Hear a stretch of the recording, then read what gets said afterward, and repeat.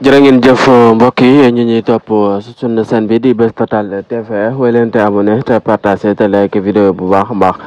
jàmmarloo yi amoon na fële sa Ngor nag ñii nee nañ ñaari bakkan ñoo sa joro rot ñii nee nañ benn ba tey am nag jiixi jaaxa jàmmarloo yi amoon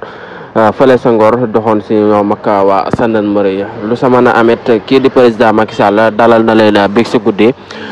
di ma waxtaan ak yow sa terrain boobee ñu xamante ne si moo di 6 mètres carrés daal ñu xool naka la ñuy def ba xaaj ko ñii waa gendarmerie jël ko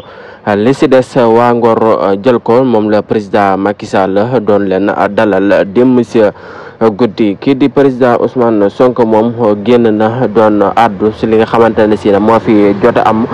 si ñaari fan yi nag moom nag ma xay wax na rek pare nañ pour génn la 19 moom si mbedd yi moom président Ousmane Sonko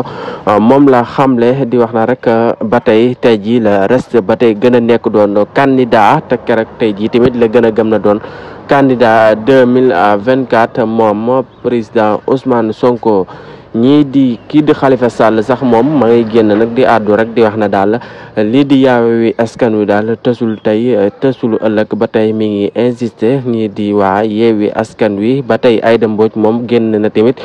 di soofantal waxi ki nga xamante ne si da moo di Barthélémy Dias yi woy leen tey abonné nag tey partagé tey like vidéo yi bu baax a baax su suñu chaîne bi di Buzz Total TV ñu leen fi dox ay actualité régime d'actualité en plus